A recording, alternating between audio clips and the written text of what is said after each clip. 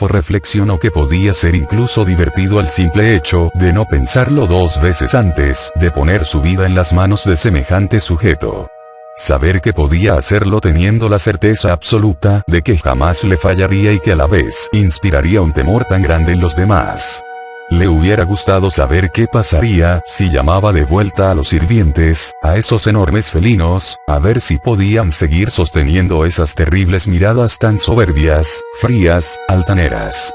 A ver si sus rostros no se transformarían en una oda al olvido de la clase y la hechura para dar paso a un horror patético, y no era tanto su rostro lo que temerían, sino su mirada. Ahí donde estaba, su amigo podía arrojar una onda y acabar con todas y cada una de las vidas que se hallaban dentro del palacio, o peor aún, hacer los suyos, riéndose en la cara de la voluntad más acérrima, derribando el muro más hostil o la tenacidad más grande, solo con un toque. Meinkert caminó hasta la cama, se sentó en el borde, y luego se recostó. Relajó los brazos a cada lado de su cintura y miró a los ojos de Hathor. ¿Vas a empezar a buscar a Pumo? Sí. Bien, voy a estar aquí, contigo. Hathor. ¿Sí? Debería sentirme culpable por desear que mi hermano estuviera aquí, acompañándome también. El elfo sonrió. No. Yo desearía que Amen estuviera aquí también. Gracias. Meinkert cerró los ojos y empezó a concentrarse, en silencio. El chico está pensando en ti. Me culpa por lo que sucedió. Está decepcionado, su mente se encuentra muy cargada. ¿Te puede sentir? Sí, pero lo puse a dormir antes de que empezara a preguntarse qué pasaba. Ahora está descansando. Cerró los ojos de nuevo y el movimiento de su pecho se hizo más lento. Sus párpados temblaban, los ojos se movían debajo y se notaba, Hathor lo veía con atención, sintiendo como la mente de su amigo se alejaba rápidamente, más allá de lo que su vista podría alcanzar viendo al horizonte. El perfil de sus sombras bailaba pausadamente, toda la luz disponible se concentraba tímidamente sobre la cama. Los tentáculos de color malva y aspecto suave se deslizaron con mayor lentitud, como apagándose poco a poco, serpenteando sobre su pecho. Los oídos del elfo estaban provistos con la capacidad de escuchar las gotas de cera deslizándose a través de las velas y el azote del viento afuera. Podía sentir incluso la temperatura, el frío. Y en el más absoluto silencio, escuchaba mucho más. Su propia sangre corriendo, caliente, rápida, y la de su amigo también. Los pasos lejanos de los sirvientes. Podía escuchar incluso cosas que le traían recuerdos de la infancia, cuando cierto visitante que había venido de lejos a bordo de una cápsula le había preguntado, durante una noche en la que sus hermanastros dormían, si podía escuchar lo que decía la gente del lejano pueblo. Meinkert abrió los ojos impulsivamente. Lo encontré. ¿Se ha percatado de tu presencia? No, pero lo va a hacer. Voy a establecer un nexo, y luego arrojaré el arponazo. Pasó un rato largo. Hathor lo miraba ansiosamente. Es Meinkert. Ayotar. Ya estoy enlazado a él. ¿Es psíquico? No, pero sabe que hay algo en el aire. Me acaba de saludar. Meinkert volvió a cerrar los ojos, la voz de su pensamiento se hacía más rápida, sus globos oculares se movían más velozmente. No aprende rápido, o sabe lo que significa una entidad psíquica, sabe que puede comunicarse conmigo simplemente pensando, yo lo siento, Hathor, no funciona, no puedo hacerle daño, no daña su mente, no daña su presencia, es como si yo intentara golpear un hoyo. No logro definir en qué plano se encuentra su conciencia, pero aun si lo hiciera, o está demasiado lejos aunque esté en el planeta, o simplemente no hay ningún tipo de compatibilidad. Dios, cuando enlazo con cualquier otra mente, se siente como hablar dentro de una cabina, pero con él se siente como si estuviera hablando ante un abismo. Hubo silencio. Hathor arqueó la espalda, viendo más de cerca a su amigo, esperando con impaciencia. Él ha aprendido a comunicarse con nosotros no solo con el lenguaje, sino a un nivel completamente distinto. Pues de donde él es, las palabras no existen, y el pensamiento tampoco. Santo cielo, es tan diferente, es otra forma de existir. Pero él ha aprendido lo nuestro para hablar con nosotros. Ha aprendido el sistema, nuestro sistema. Ha aprendido a pensar. Dios, él se vale de imaginar o suponer cómo son las cosas desde nuestro punto de vista, Hathor, el punto de vista de los seres del universo. Investiga frecuentemente cómo son las cosas con todo lo que habita dentro de lo que para nosotros significa el cuadro de existencia absoluta. Para ti y para mí hay diferencias inimaginables con seres que viven en otras galaxias que harían que los elfos y los apaloquianos parecieran hermanos, pero para él, algo tan básico como el pensamiento es un detalle en común entre todos nosotros. Oh, Hathor, esta criatura viene de lejos, de muy, muy lejos. ¿Qué más ves? He llamado su atención. Se está comunicando conmigo. Tiene curiosidad. Dios, por lo menos eso, por lo menos un sentimiento en común con nosotros, al menos siente curiosidad. Meinkerdat, no me gusta nada. Hathor, no, espera. Vuelve, por favor. No, espera. Meinkerdat, no me gusta, creo que puedo ver algo que tú no, vuelve por favor. Le acabo de preguntar por qué está haciendo esto. Él o no. Meinkerdat, basta. Hathor, él me quiere contar, espera Dios. ¿Qué diablos sucede? ¿Qué tanto te está diciendo? Dios santo. Se está comunicando, me lo está diciendo en un lenguaje muy complejo demasiado. Lo traduce matemática y verbalmente, pero es muy rápido, muy vasto, me está enseñando muchas cosas, es Dios. Dios. Hathor se puso de pie, tiró la silla y tomó a Meinkerdat por los hombros. Vuelve ya. Eres terriblemente egoísta, no puedes hacer eso. No tiene importancia. No puedes hacer eso. No por ese motivo. No. No puedes hacer eso, lo sabes. Tienes que saberlo. No puedes ser tan distinto como para no entenderlo. Basta. No tienes idea. Hathor empezó a sacudir al apaloquiano, pero no había manera de cortar su lazo, no sin abrir más su mente. Meinkerdat no era cualquier persona. Escúchame. Meinkerdat, suficiente. Ven ahora. Déjalo ya. Kumo, escúchame, solo escúchame. El elfo rodeó sus hombros y lo inclinó en la cama. Meinkerdat, ven acá ahora. No voy a aceptarlo. No, no basta, no, hará. Hathor. Dios mío, Dios mío. Meinkerdat, Meinkerdat. Ayúdame. Ayúdame. Meinkerdat, por favor. Vuelve ya. Aulló. El apaloquiano abrió los ojos y lo tomó por los hombros, con tanta fuerza que lo hubiera podido levantar. Se apoyó en él y se intentó incorporar, sus tentáculos se movían enloquecidos, sus ojos eran tan grandes como podían ser, tenía una fuerza animal. Hathor, cuidado. Cuídate mucho. Cuidado, Hathor. Por favor, cuidado, cuidado. Los dos cayeron al suelo aparatosamente. Meinkerdat. Basta. Hathor intentó inmovilizarlo en vano, todo lo que logró fue mantenerse abrazado a él. El apaloquiano gemía, intentaba hablar con cuerdas vocales que no poseía. Meinkerdat, vuelve. Por favor, te lo ruego. Ya basta, ya basta. Cuídate, Hathor. Cuidado. Por favor, cuidado, cuidado. Te quiero bastante. Cuídate mucho. Dio empezó a girar con más fuerza, sus luces se encendieron, todos sus monitores reflejaban el terrible rostro de terror en los ojos enloquecidos de Meinkerdat. Finalmente dejó de moverse y golpeó la cabeza violentamente contra el piso, inerte. Hathor empezó a llorar. Todos guardaron un silencio casi reverencial. De Gauss hizo abanico con el brazo para sacudir el vapor y miró a Masia. Es un gusto verte, saludó, con una sonrisa insolente. Estel María va a hacer rappel espacial. Me lo han comentado.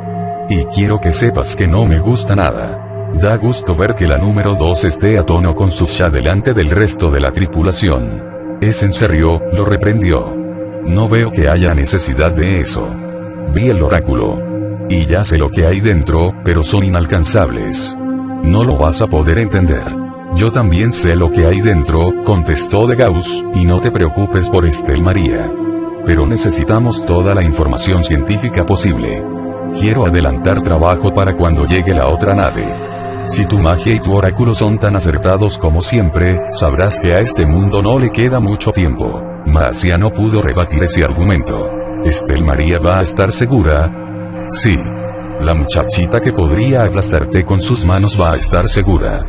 Yo mismo no la pondría en peligro jamás, repuso, pero mientras más cerca consiga tomar las fotos con la cámara gamma, mejores serán nuestras posibilidades de aprender cosas importantes. Las alas de murciélago empezaron a recogerse delicadamente, hasta quedar como dos elegantes protuberancias que parecían vainas de espada. No quiero arrojar ideas en vano, entonó, con su voz profunda y dulce, pero si ya se me ocurrió que podríamos resolver esto con una maldición y lo has desestimado, ¿podrías decirme entonces a qué nos enfrentamos? De Gauss cruzó los brazos y suspiró, viéndola a ella, luego a Lucius, Farouk, a Hippos, y finalmente de vuelta al súcubo, con un respeto intrínseco mucho mayor que el que tenía por los demás, y en su justa medida, para quien era la equivalente de Meinkert en su tripulación. Si lo que me comunicó Hathor es cierto, una maldición tuya no funcionaría. Ya lo han intentado en el planeta. A sus habitantes no les son desconocidas las artes bajas, pero aunque sospecho que tu magia es mucho más fuerte, me temo que igualmente sería en vano. Pero si no le hace daño la magia, ¿qué es entonces, de Gauss? Otro brujo. Dínoslo, pidió Hippos. Es un ser pandimensional. Lucius hizo un mohín acalorado, se dio media vuelta y empezó a caminar llevándose los brazos detrás de la cabeza, como quien no quiere saber nada del asunto. El Brownie frunció el ceño, bajando la mirada y moviendo sus asustados ojos a un lado y a otro. Farouk se volvió a llevar las manos a la boca. De Gauss observó al súcubo y ambos intercambiaron miradas. No le agradó darse cuenta de que la demonio se hallaba perturbada. Si es así, dijo ella, entonces admito que concuerda muy bien con los sueños que he tenido. Aunque lamento que dicha concordancia resida en el hecho de que mis visiones sobre la existencia del enemigo eran muy confusas. No tenía idea de que un ser pandimensional podía cruzar a este lado, de Gauss, ni que tampoco utilizaran naves espaciales de ningún tipo o forma. Escuchen. Todo lo que sé es que responde al nombre de Pumo y que, por algún motivo, está decidido a destrozar ese planeta. Del resto, tanto aquí arriba como allá abajo sabemos lo mismo. Obviamente es una situación bizarra. El Shah de la Sobeksed me ha pedido ayuda, a pesar de la enorme violación que esto supone a las reglas de la Hermandad de Planetas Unidos. Sé que el nombre de Hathor no le es extraño a nadie y es seguro que todos han oído hablar de él en mayor o menor medida. Yo tengo que darle una mano por la historia que nos une, historia que ustedes conocen también.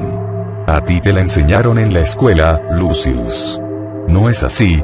No voy a darle la espalda. ¿Y nuestro salvavidas, amo? Preguntó Hippos, con la cabeza gacha, entrelazando sus dedos. Nuestro salvavidas es que Hathor nos hipnotizó y nos hizo venir. Y como eso es perfectamente posible, no nos van a poder decir nada cuando nos interroguen. Que sospechen si quieren, pero no llegarán lejos si no tienen pruebas. No sé cuál será la ganancia en esta misión, pero aun si no hay ninguna, les pido que lo hagan por mí.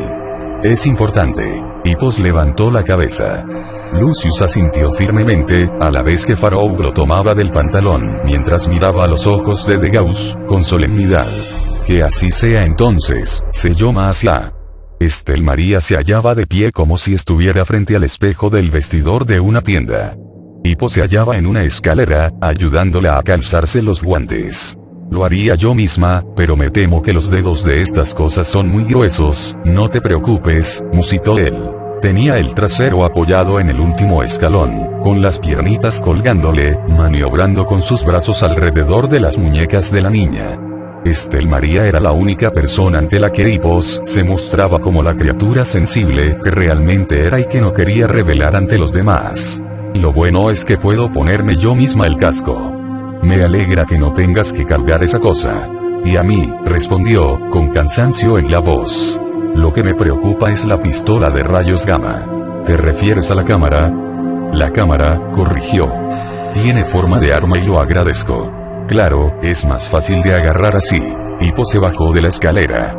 De pie ante ella, apenas podía verse la nariz frente a sus rodillas. Una pregunta, ¿la pistola almacena las fotografías o las manda directamente a la nave? Las manda directamente. Me alegra mucho. ¿Tienes miedo de soltarla? Preguntó, hundiendo los bordes del pantalón dentro de sus enormes botas. Tengo miedo de que algo me pase y que la misión fracase. Hippos levantó la cabeza. Algo así como que ocurra un accidente. Sí. El Brownie se limpió la frente con el brazo y se sentó en el segundo peldaño, con los brazos cayendo entre sus piernas, viendo hacia arriba, con admiración. A los ogros los siguen educando como si fuera la guerra. Estel María intentó ver hacia abajo, pero el cuello de tortuga del traje se lo impidió. Estaba acostumbrada a que Hippos expresara sus pensamientos en voz alta. Sí. Y mejor que sea así. ¿De veras? Pues claro. Hay que estar preparados, nunca se sabe lo que pueda pasar, eso es muy cierto, chicos. De Gauss apareció, cargando una enorme escafandra por una perilla, como un maletín. La musculatura rocosa alrededor de su brazo revelaba que el objeto pesaba. Vamos a ver. Estel María tomó el casco y se lo calzó lentamente, como si fuera una coronación. Una vez cubierta, empezó a girarlo como una tapa, hasta que se escuchó un firme ruido de rosca, y las lucecitas azules arriba y a los lados se encendieron.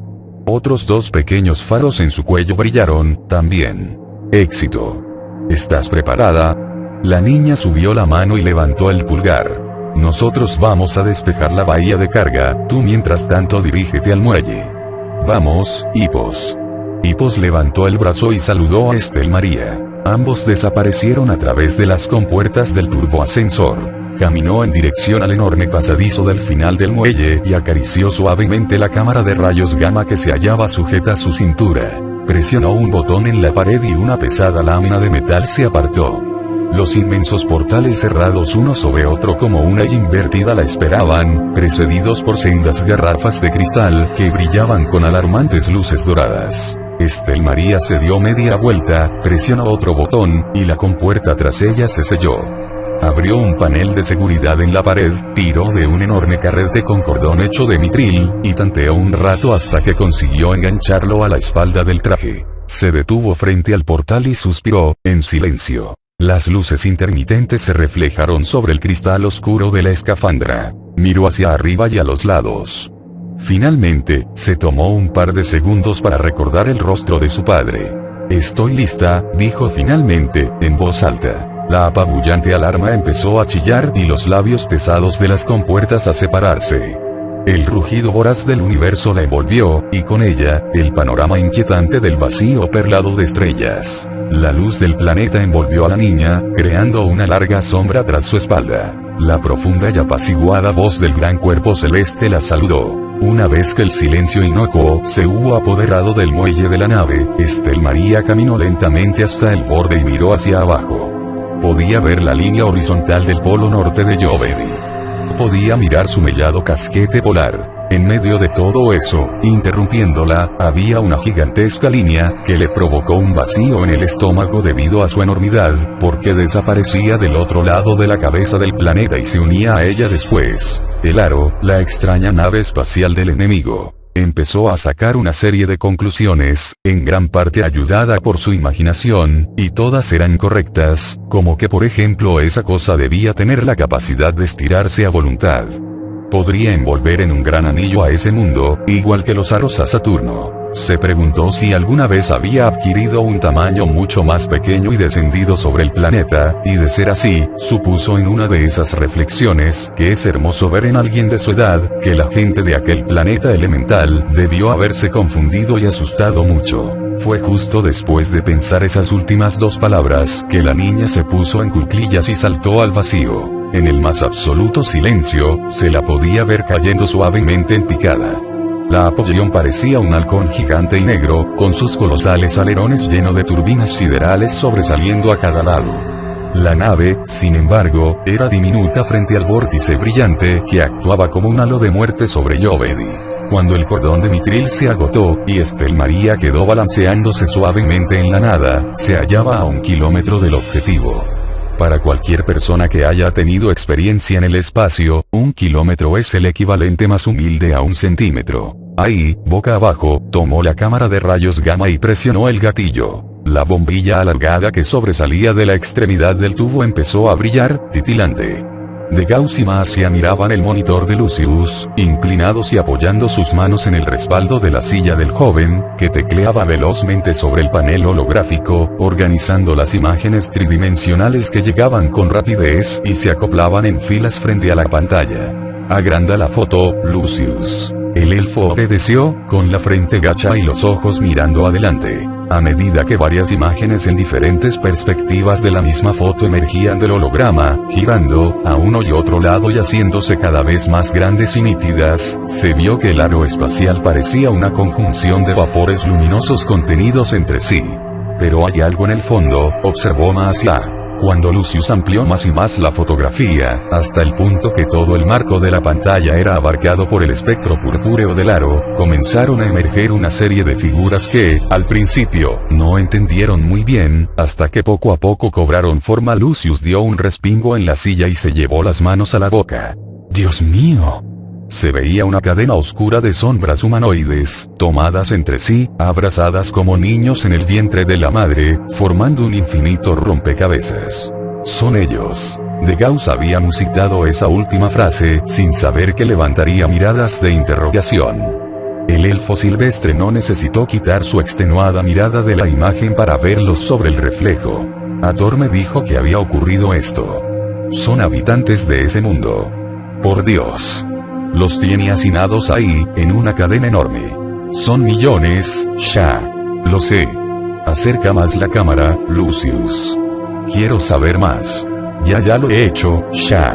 Esto no puede ser verdad. El joven elfo estaba visiblemente asustado. Su rostro enrojecía de vergüenza de solo pensar que Marcia lo estaba viendo así. Lo que estamos viendo es una imagen a distancia. Tragó saliva y levantó la mirada a sus superiores. No están ahí realmente. ¿Qué quieres decir? Solo leo lo que me dice el sistema. Supongan que alguien sea capaz de estirar el brazo allá adentro. No lograría tocar a nadie. Esos seres no están ahí realmente, es como si los estuviéramos viendo a través de un telescopio, pero si estiraras el brazo para tratar de tocar lo que ves en el visor sería una tontería, ¿verdad? Es lo mismo. Entonces, ¿dónde están realmente? Todo lo que la Apollyon dice es que están a 10 millones de parsecs de aquí. 5. Marcia levantó la mirada y observó a De Gauss.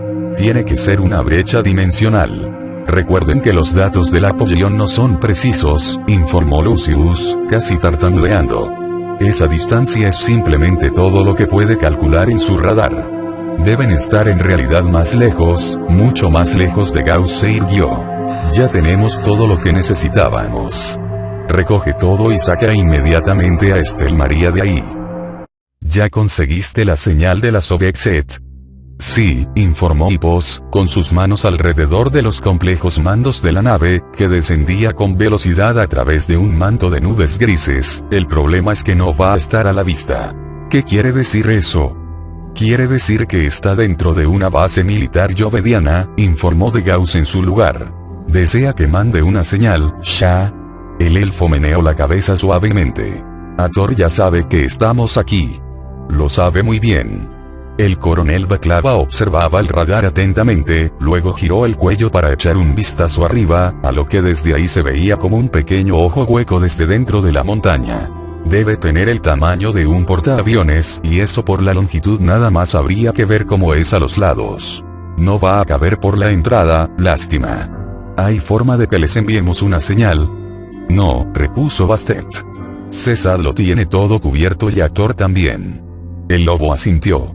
¿Cómo se encuentra Hathor? El vampiro bajó la cabeza y se inclinó frente al radar, ayudando al oso que operaba desde la silla con una secuencia de mandos sobre el teclado. Está bien, murmuró. Lamento mucho que haya estado ausente durante las últimas horas. Lo entiendo. Dicho esto, Baklava volvió a mirar hacia arriba. Pero me alegraría informarle que ya el campo de fuerza dimensional está listo y puede utilizarse a discreción. Sin embargo, tendremos que sacar a un soldado de su puesto de trabajo y ponerlo en este. Como no tenemos la infraestructura tecnológica necesaria, el campo solo podrá usarse en un área, incluyendo cuartos privados, y deberá pedirse por radio al puesto de mando de dicho operador para que él lo despache por medio de su computadora al lugar requerido. Solo tendrá que dibujarlo en el mapa holográfico que hemos sacado de la Soviet y listo. Nadie podrá escuchar absolutamente nada. Baklava vio al vampiro, divertido. Sus últimas 12 palabras parecían un reto lanzado al aire con toda la intención de ser oído, más que una afirmación. Esa era la oportunidad ideal para hacer una pregunta necesaria que no podía ser retrasada. ¿Quién se va a reunir con los nuevos visitantes? Hathor. ¿Se le ha informado algo? Él sabe que están aquí. Descuide, bajará en el momento oportuno. Bastet sacó un pañuelo del bolsillo de su ancho y áspero pantalón de trabajo y se limpió la frente perlada de sangre. La mancha roja quedó impregnada sobre la suave tela como una figura borrosa. Maldición, cómo desearía que Meinkert estuviera aquí. Miró con consternación la Sobekset. Sus ojos amarillos parecían dos candelas brillantes. Ocupar el lugar de Meinkert no era fácil, pero ¿qué importaba ahora? El mejor reemplazo posible estaba cruzando la estratosfera a velocidad vertiginosa y conocía a Thor tanto o mejor que el apaloquiano. Pero no lo pensaba por eso. ¿Era acaso su falta de humanidad, la pérdida de ese lazo con todas las criaturas vivas, desde hacía solo Dios sabe cuánto, lo que le había hecho lamentar pero al mismo tiempo permanecer lo suficientemente a salvo sentimentalmente de la catástrofe que había sufrido Yovedi? Sí. Con la ausencia de Meinkert, el vampiro estaba empezando a saborear lo amarga que se había tornado toda esa maldita misión. Tan corta y con tan pocas probabilidades de lograr nada. Observó a Baklava, que ahora tenía la vista dirigida al radar. Sentía respeto por el lobo porque era un guerrero, sabía reconocerlos. De toda la tripulación de la Sobekset, era el mejor juez de carácter. ¿Quién si no? El vampiro había sido amante, compañero, confidente, amigo, soldado y secretamente padre de los vivos. Habían pasado a través de su vida como una pequeña ola en el tiempo. Y habían dejado sus marcas. A diferencia de la joven Sesat, del joven Lucius, a diferencia incluso del mismísimo Hathor o del mismísimo de Gauss, Bastet no estaba ahí desempeñando su cargo de pirata del espacio en un gesto de rebeldía, levantando su puño contra la autoridad. Por fuera se veía joven, pero por dentro él ya no estaba para esas cosas. Bastet era pirata espacial porque esa era su forma de retirarse de la vida. Voltar, el líder supremo del NIM, y el representante del planeta, se caracterizaba por saber leer perfectamente a Hathor. Y eso le agradaba de él. Voltar también podía leer a Sesat y podía leer a Neftis todavía mejor que el mismísimo Shah, su novio, quien ahora estaba en la nave desesperado por lo de Meinkert. Pero ahí se terminaba la sabiduría del líder yovediano, hasta ahí llegaba su frontera y si pretendiese ir más allá le esperaría un abismo insondable aún para su poder paterno y vena sabia. A Meinkert no lo podía leer porque era demasiado pragmático, porque después de todo, Meinkert era Meinkert, ¿verdad? Lo interesante estaba en Bastet. Voltar no podía leerlo a él porque el orden de la vida y de las cosas se lo prohibía. Así como un hijo es quien debe enterrar a su padre y no al revés, era Bastet quien estaba en armonía con el universo al leer a Voltar. Porque por más imposible que pareciera, por fuera él no era el mismo que por dentro. Era un rebelde, y lo que era más, lo demostraba, porque por algo fue que había elegido convertirse en vampiro, alguna vez. La danza del mundo bajo podía engañar a la biología de la vida, pero no el alma. Bastet en realidad era un anciano. Y como era un anciano, le pesaba ser él quien llevara el fardo de esperanzas inútiles. En todos y cada uno de los yovedianos la llegada de la poción se había transformado en la última candela de esperanza. Era mucho más grande que la Sobekset y eso engañaba a todos. Lo veía en Baklava, lo veía en Voltar, lo veía incluso en Sesat. Lo veía, con pesar, en todo el maldito mundo. Menos él. Él no. Y le dolía enormemente. Le dolía verlo así, pero no había alternativa, porque lo que él miraba estaba mucho más próximo a la realidad de lo que juzgaban los demás. Desde que Meinkert se había ido, Bastet había quedado completamente solo frente a retos siniestros que el apaloquiano jamás afrontó, pues no le había dado tiempo de verlo hasta que fue demasiado tarde. Le pesaba porque, maldita sea, la llegada del apollón no iba a hacer diferencia alguna. Le pesaba porque nadie sabía tan bien lo que estaba sucediendo en Yovedi como él. A excepción de Hathor. Pero Hathor se dejaría seducir por la presencia de Gauss, quien alguna vez fue cercano a su padrastro. Bastet no. Y Bastet no porque el vampiro fuera pesimista. Era Bastet no porque él veía las cosas como realmente eran. Estaban perdiendo la pelea. Mire. El vampiro observó a Baklava como si estuviera despertando de un sueño.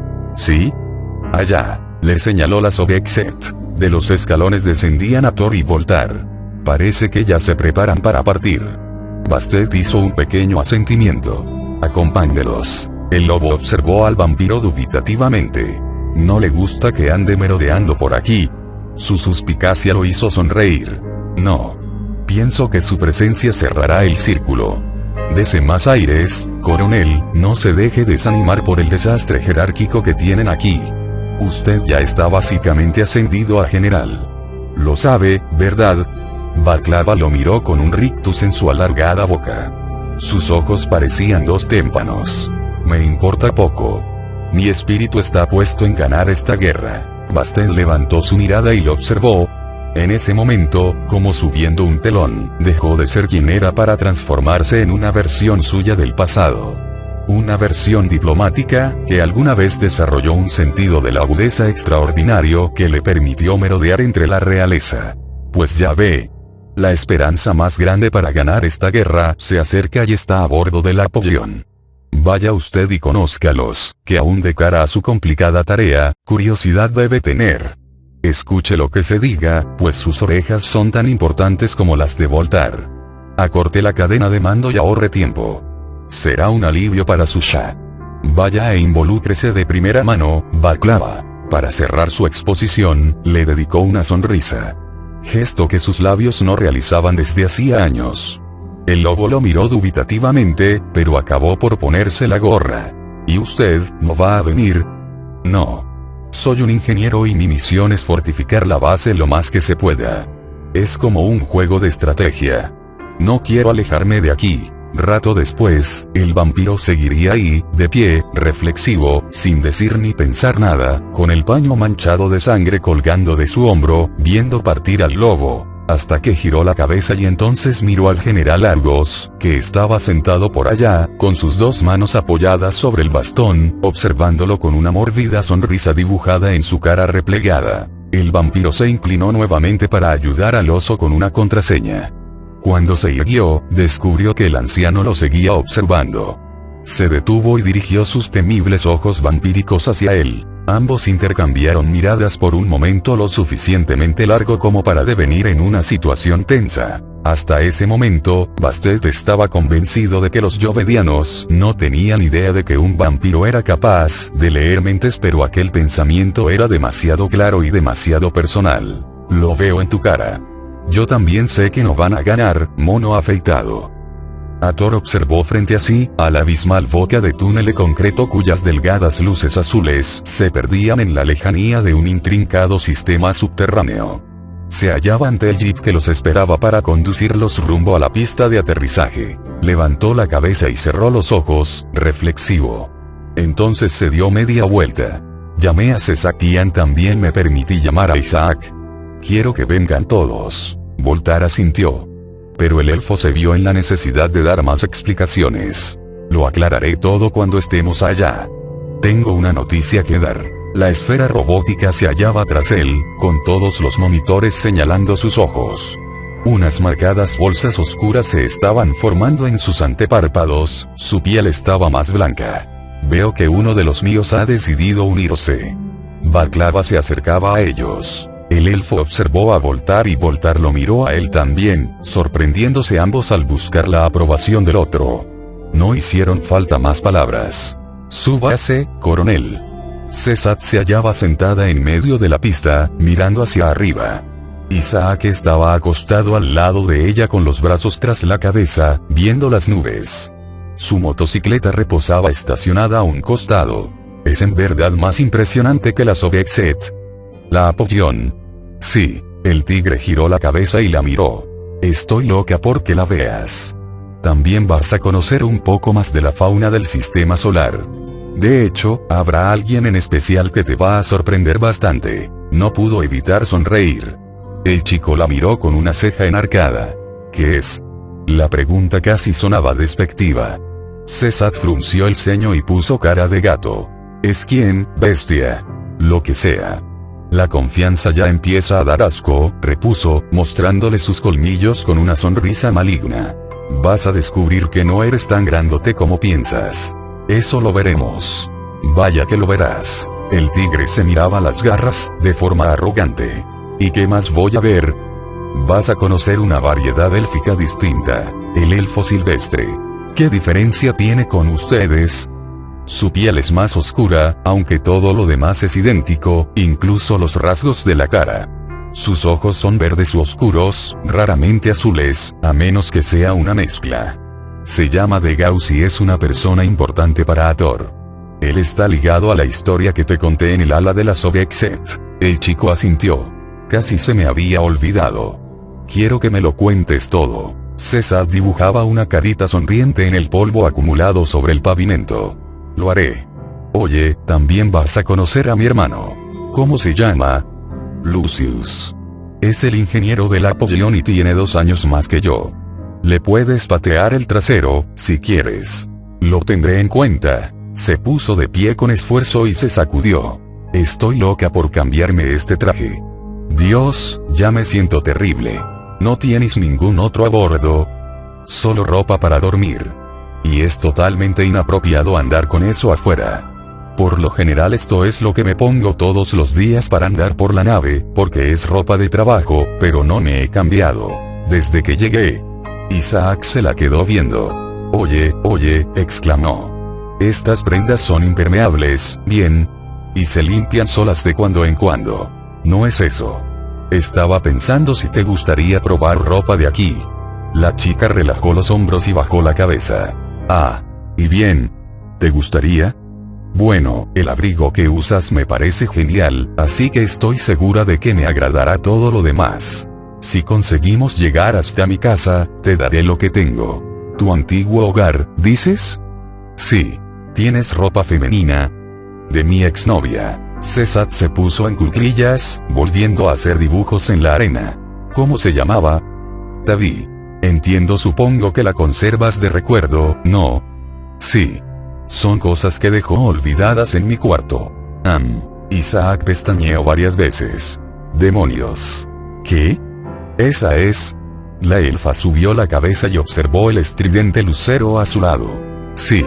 Es la Apollón. La nave espacial se acercaba para aterrizar como un avión. Sus terribles alerones negros comenzaron a descender hasta quedar derechos.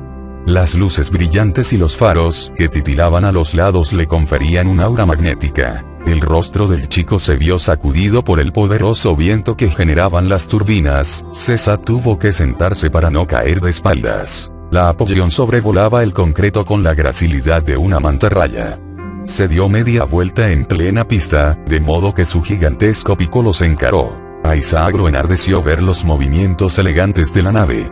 Debía haber algo majestuoso en pilotear una cosa así. Ha sido un tiempo perfecto. A pesar de que hubiera oído la voz de la elfa aun con ese viento incesante, no pudo dejar de responder con un ¿qué? ¡Mira! Han llegado. Explicó ella, señalando el jeep que se acercaba rápidamente fuera de la boca del túnel. Cuando la nave estaba tan cerca como para empezar a asustarse, Isaac no se movió porque confiaba plenamente en el criterio de César, que permanecía quieta. La Apollón descendió un poco más y se acomodó en el suelo. El aire caliente y huracanado terminó repentinamente. De un costado se formó una franja naranja resplandeciente, como si algo estuviera cortando el metal. Acto seguido se desplazó y luego descendió un metal de aspecto blando que no tardó en transformarse en unas escaleras. De Gauss asomó su cabeza a través del portal. La brisa llovediana acarició su melena. El Sellas Farouk se apoyaba en su cintura para sacar la cabeza también y olisquear el aire. De Gauss. El elfo miró hacia abajo. César batía los brazos, sonriendo. Nena. Gritó. Un gusto verte. ¿Quién es tu amigo? Es Isaac. Bien. Ya vamos para abajo. El jeep estacionó cerca de la motocicleta. Hathor miraba para arriba, con una sonrisa en los labios. César sintió que era la primera que sonreía en varios días. Por el hueco que antes había ocupado de Gauss, salió la mucho más modesta figura de Lucius, viendo con los ojos entrecerrados hacia afuera, como temeroso de respirar el aire del planeta. Bajó la cabeza en dirección a su hermana. ¡Qué tonta, ahí estás! César le hizo un gesto grosero con el dedo medio, que Isaac supo entender muy bien. Dio flotaba detrás de Hathor, mostrando imágenes de toda la tripulación del Apollón, mostrándolos por jerarquía. Baklava y Voltar se valieron de ello para conocer de antemano un poco más de sus nuevos amigos, aunque a ambos les costaba despegar la vista de la nave espacial. ¿Y por qué tardan tanto?, gritó Hathor. Los turboascensores de las naves élficas no están hechos para los ogros, Sha. Chilló Hippos, desde dentro. La compuerta trasera del Apollón no tardó en abrirse. Se escuchaban voces quejándose. De Gauss y Maasia empezaron a descender por la escalerilla principal. La brisa ondeaba su cabello rojo y largo. Voltar y Baklava intercambiaron miradas. ¿Y eso?, preguntó Isaac, con visible interés. Es un súcubo. Pertenecen a la orden de las criaturas bajas, pero que el término no te confunda. Son muy poderosas. Sin embargo, su arma más letal radica en su encanto. Si se propone hacerte daño, pueden pasar dos cosas: que te parta en dos o, sin dudas la peor y verdaderamente peligrosa, que te seque en vida, hasta que no seas más que una cáscara, un pellejo. Es muy patético, qué bueno, murmuró, distraído. César arqueó las cejas y giró la cabeza para verla. Hathor se adelantó a los demás y se encontró con De Gauss al pie de las escaleras. Maasia le dio un beso en la mejilla. Sha, es un placer verte. Es un placer verte a ti también. Hathor. Los elfos se miraron por un momento. Ambos hicieron una sentida reverencia inclinando sus cabezas. Vistos aparte, ambos, con la brisa tocando sus rostros, parecían unidos por una amistad más grande que la vida. Mil gracias por venir. No les voy a poder pagar esto. Nunca nada será suficiente. Basta ya. Cuéntame, ¿qué pasó con Meinherdat? ¿Cómo está? En ese instante César se dio media vuelta y no pudo evitar derramar una lágrima. Está en coma. Se halla dentro de la Sobexet en este instante, pero Hathor trató de tomar aire. ¿Has revisado su mente tú mismo? Está completamente paralizado, afirmó el elfo, echando mano a su temple. Muerto en vida. Maasia levantó su brazo para apretar el hombro de Hathor. Susurró algo a su oído. César no pudo distinguirlo, pero Isaac sí. Voy a poner todas mis fuerzas en recuperarlo, donde sea que esté. El tigre comprendió que tal vez había más de una razón por la que el elfo había decidido llamar a aquellas personas. Se había propuesto salvar al planeta, pero también lo estaba haciendo por los suyos. Necesitaba a esa gente. Hathor se dio media vuelta y señaló a Voltar. Por favor, Sha. El lobo se adelantó. César lo miró sorprendida y hasta con un poco de celos. Hathor tenía a Voltar como alguien muy cercano, casi como parte de su tripulación. Este se saludó con De Gauss, uniendo, una vez más, la historia de dos mundos. La chica pensaba en el significado de ese momento. Por su cabeza pasaban muchas emociones, que subían y bajaban a una velocidad vertiginosa. No sabía mucho, pero de algo estaba segura. Aquellas escenas, aquellas imágenes, quedarían por siempre en su memoria. Pasarían los años, y aun durante su último día, habría tiempo para recordarlas. Todos miraron hacia el horizonte. En realidad, solo veían la cola del Apollón. El resto de su tripulación se aproximaba lentamente. El rostro de Hathor cambió. Su cara aún joven, pero surcada por una profunda emoción, se volvió gris. Isaac descubrió que había algo que lo afectaba profundamente de aquella enorme persona que se acercaba, cuyo nombre sabría después que era Estel María, y entendería la broma de César. Supuso que al elfo no le desagradaba, pero había algo que le movía el suero al ver a la niña ogro. El elfo se dirigió entonces a César y a Isaac. Acérquense. No pasó mucho tiempo antes de que todos hicieran un círculo. 10 personas en torno suyo lo escuchaban en silencio, con la brisa que acariciaba sus rostros. No tenemos tiempo que perder, comenzó. El pequeño Farouk lo veía a los ojos, con una manito peluda tomada del cinturón de Lucius. A pesar de los visitantes, Isaac sintió que las palabras del elfo estaban dirigidas especialmente a él, y así tenía que ser, porque lo que estaba por decir le incumbía más que a nadie. Vio ha terminado su análisis. La máquina de los antiguos, de mi padre Amén, lo ha conseguido. Revisó el espacio y sus ojos han visto más allá del universo. Ya sabe quién es exactamente nuestro enemigo. quiero que oigamos lo que Dios nos diga, porque hoy sabremos por fin a qué nos enfrentamos. Todos estaban sentados en la sala de situaciones del pabellón. Era con diferencia mucho más grande y magnífica que la de la Soviet.